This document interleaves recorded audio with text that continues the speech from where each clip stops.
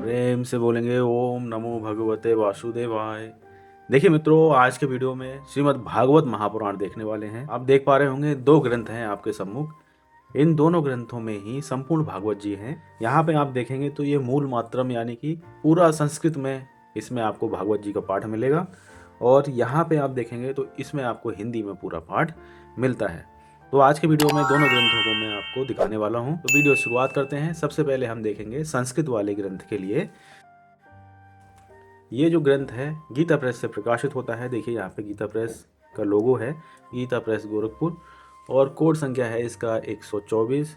महर्षि वेद व्यास प्रणीतम श्रीमद् भागवत महापुराणम मूल मात्रम, यानी श्रीमद् भागवत महापुराण का पूरा इसमें पाठ आपको मिलता है।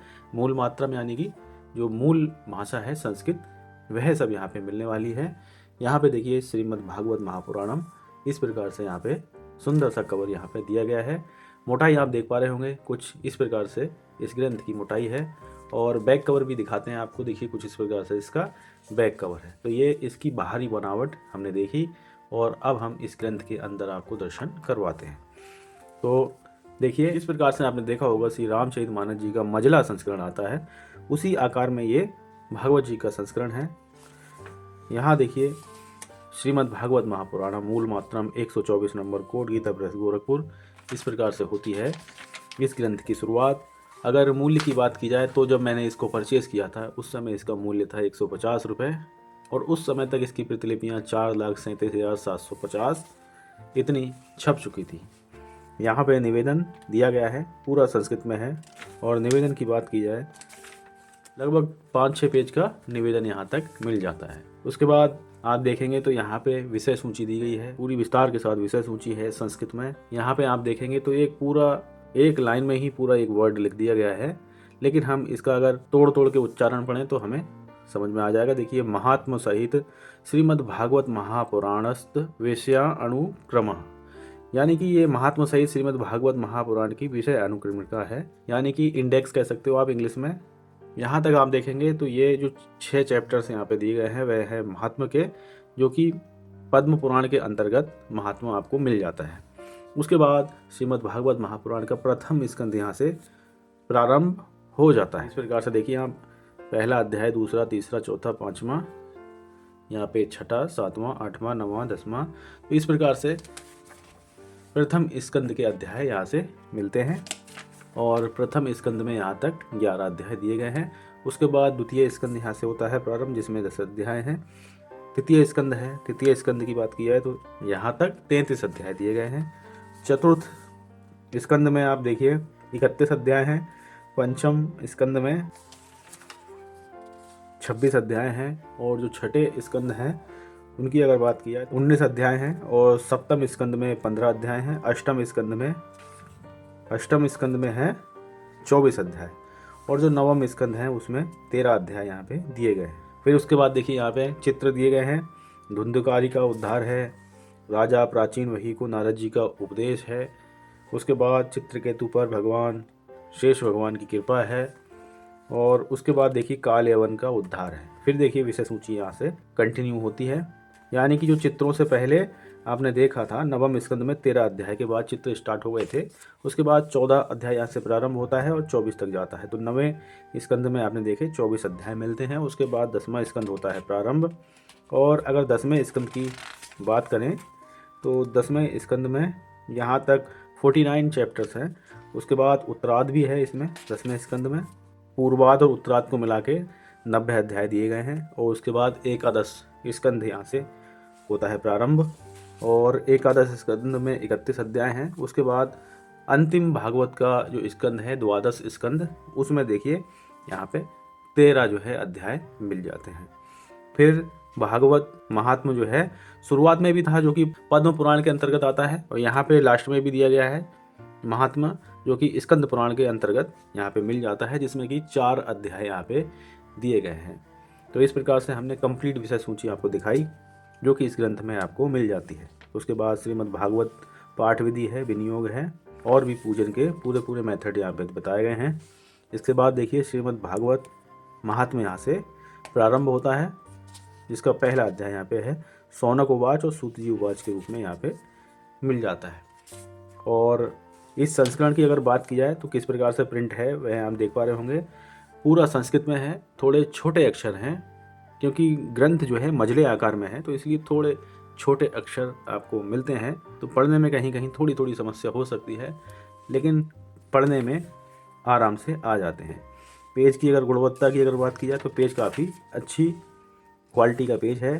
पूरे पूरे जो श्लोक हैं वह सब सीधे सीधे आपको पढ़ने हैं, तो जिनकी अगर संस्कृत अच्छी है उनके लिए काफ़ी बढ़िया संस्करण है, क्योंकि काफ़ी कम मोटाई में पूरी श्रीमद् भागवत महापुराण आपको मिल जाती हैं गीता प्रेस की ओर से।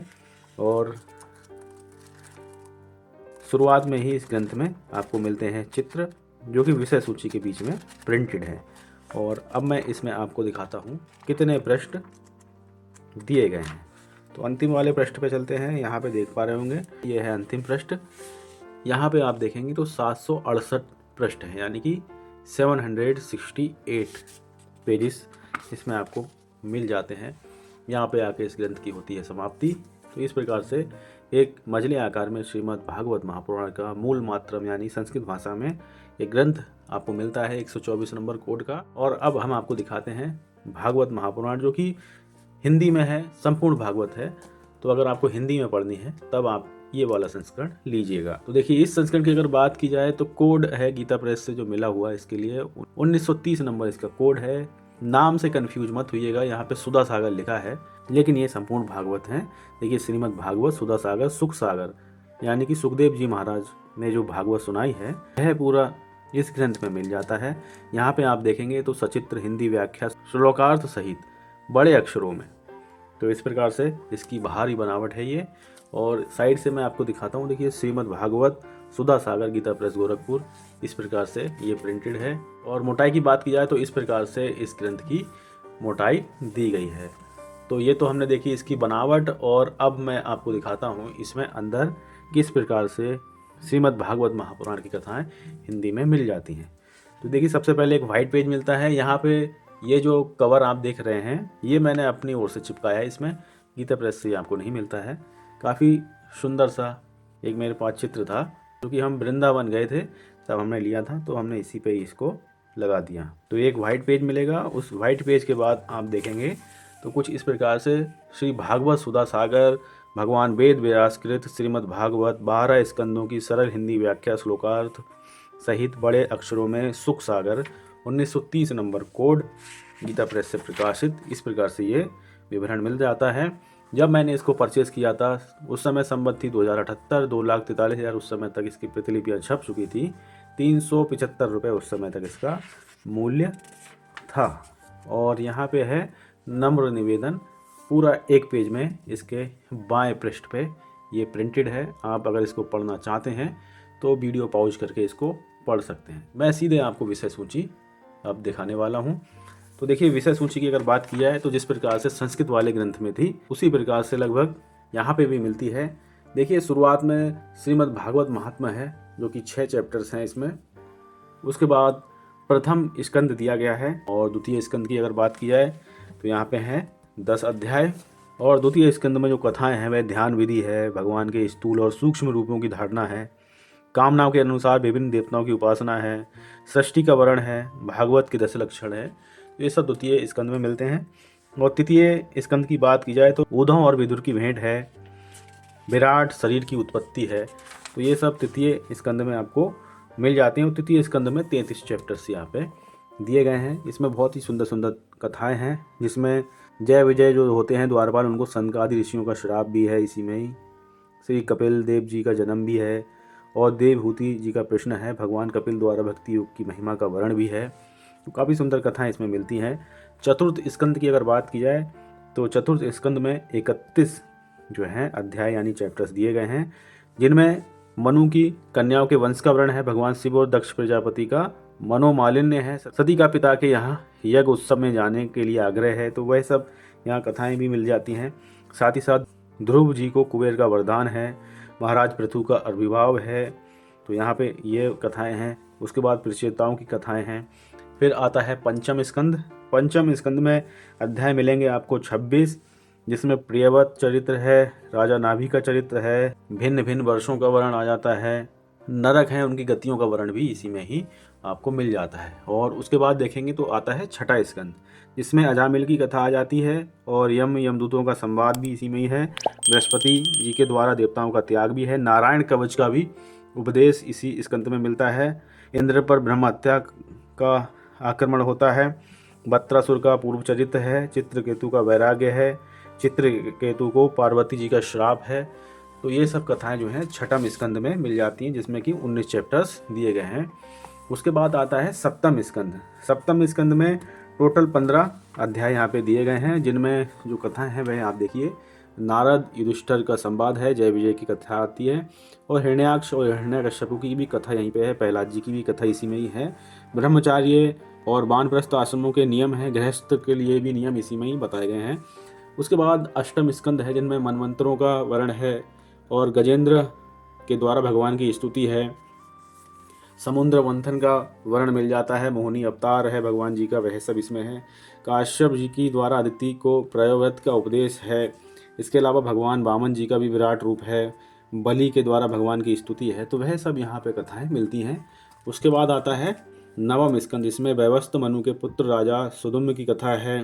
नाभाग और अमरीश की भी कथा इसमें मिल जाती है।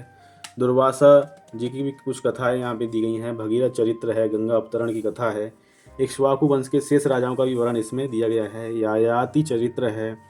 और आप देखेंगे तो पांचाल, कौरव और मगध देशीय राजाओं के वंश का वर्णन है। तो इस प्रकार से नवम स्कंद में टोटल 24 चैप्टर्स मिलते हैं। उसके बाद जो दसम स्कंद है उसको 2 पार्ट में डिवाइड किया गया है, पूर्वाद और उत्तराद।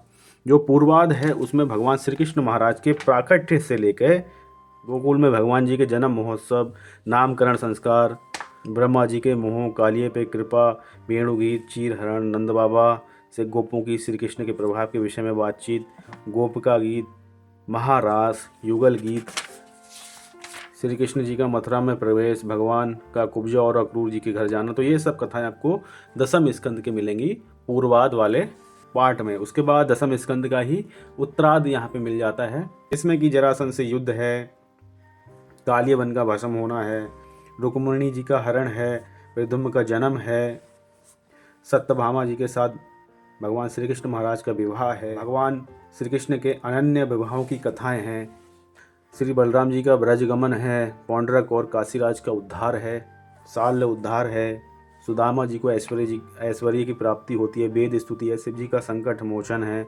भृगु जी के द्वारा त्रिदेवियों की परीक्षा है, भगवान श्री कृष्ण के लीला विहार का वर्णन। तो ये सब जो है दसम स्कंद के उत्तरार्ध में आपको मिल जाते हैं। उसके बाद आता है एकादश स्कंद, जिसमें यदुवंश को ऋषियों का श्राप हो जाता है। माया से पार होने के उपाय हैं। भगवान के अवतारों का वर्णन आता है। वृद्ध, मुक्त और भक्तजनों के लक्षण इसी में ही आपको मिल जाते हैं। वर्णाश्रम धर्म निरूपण है। भक्ति, ज्ञान और यम नियमों साधन का वर्णन है। सांख्य योग है। तीनों गुणों की मृत्यु का निरूपण, पुरुरवा की वैराग्योक्ति, परमार्थ निरूपण, यदुकुल का संहार, श्री भगवान का स्वधाम गमन। तो एकादश स्कंद में इस प्रकार से कथाएं हैं। फिर देखिए श्रीमद् भागवत जी का अंतिम स्कंद, जो कि द्वादश स्कंद है। कलयुग के राजवंशों का वर्णन है, कलयुग के धर्म है, 4 प्रकार के प्रलय हैं, श्री सुखदेव जी का अंतिम उपदेश। इस प्रकार से द्वादश स्कंद में भागवत जी के मिलता है। द्वादश स्कंद की बात की जाए, इसमें है 13 अध्याय। जो लास्ट अध्याय है विभिन्न पुराणों की श्लोक संख्या और श्रीमद् भागवत की महिमा के साथ यहाँ पे संपन्न होता है। और शुरुआत में जो मैंने विषय सूची दिखाई थी वहाँ पे भी महात्मा था, यहाँ पे भी महात्मा है। वो जो है शुरुआत में जो श्रीमद् भागवत जी का महात्मा है वह पद्म पुराण के अंतर्गत है, और यहाँ पे श्रीमद् भागवत जी का महात्मा है वह स्कंद पुराण के अंतर्गत का है। यहाँ पे हैं 4 अध्याय। उसके बाद सप्ताह पारायण की विश्राम स्थान है। अगर आप एक सप्ताह में पढ़ने का सोच रहे हैं तो पहला विश्राम तृतीय स्कंद के 22वें अध्याय तक लें, दूसरा विश्राम पंचम स्कंद के 8वें अध्याय तक लें, और इसी प्रकार से 7 दिन में आप इसका पाठ कर सकते हैं भागवत जी का। कहाँ कहाँ पे विश्राम लेने वह सब यहाँ पे प्रिंटेड दिया गया है। और देखिए यहाँ से श्रीमद् भागवत महात्मा का पहला अध्याय देव ऋषि नारद की भक्ति से भेंट, वह यहाँ पे शुरुआत होती है। अब यहाँ पे आप देख पा रहे होंगे ये जो ग्रंथ है पूरा का पूरा हिंदी में है, इसमें आपको संस्कृत नहीं मिलने वाली है। जहाँ पे उचित समझा गया है वहीं पे संस्कृत दी गई है। यहाँ पे देखिए भगवान व्यास का पुराण प्रवचन चित्र दिया गया है। यहाँ पे भगवान नारायण के नाभि कमल से लोक पितामह ब्रह्मा जी की उत्पत्ति है। और इस चित्र में अगर बात की जाए तो देवों एवं ऋषिगणों को भगवान वाराह के दिव्य दर्शन यहाँ पे प्राप्त हो रहे हैं। यहाँ पे भगवान श्री कृष्ण के बाल चरित्र हैं जो कि 2 पार्ट में है, का और ख, यानी ए और बी आप मान सकते हो। तो इस प्रकार से यहाँ पे चित्र हैं। और एक जरासंध के कारागार से राजाओं की मुक्ति है।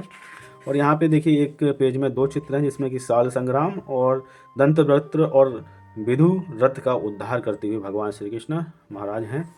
और एक चित्र यहाँ पे दिया गया जिसमें माता देवकी के मृत पुत्रों को वापस लाना है।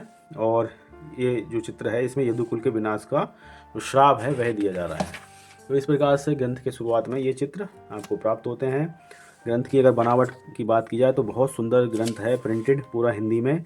जहाँ पे संस्कृत आवश्यकता है वहाँ पे आपको मिलेगी। प्रिंट देखिए कितना बढ़िया यहाँ पे दिया गया है, आप सुंदर कथाओं को पढ़कर आनंद ले सकते हो। काफ़ी बढ़िया पृष्ठ है। और हिंदी की बात की जाए तो बहुत ही स्पष्ट हिंदी है, बिल्कुल आराम से आप इसको पढ़ सकते हो। और अब मैं आपको सीधे लिए चलता हूँ ग्रंथ के लास्ट में और दिखाता हूँ आपको इस ग्रंथ में कितने पृष्ठ देखने में मिल जाते हैं। तो चलते हैं सबसे लास्ट वाले पृष्ठ पे। और जो सबसे लास्ट वाला पृष्ठ है वह देखिए यहाँ पे दिया गया है। जो पृष्ठों की संख्या है वह है 1182 पेजेस इसमें दिए गए हैं। यहाँ पे श्रीमद् भागवत जी की है आरती। और उसके बाद एक वाइट पेज के बाद यहाँ पे होती है ग्रंथ की समाप्ति। तो देखिए 2 ग्रंथ मैंने आपको आज के वीडियो में दिखाए जो कि श्रीमद् भागवत महापुराण है।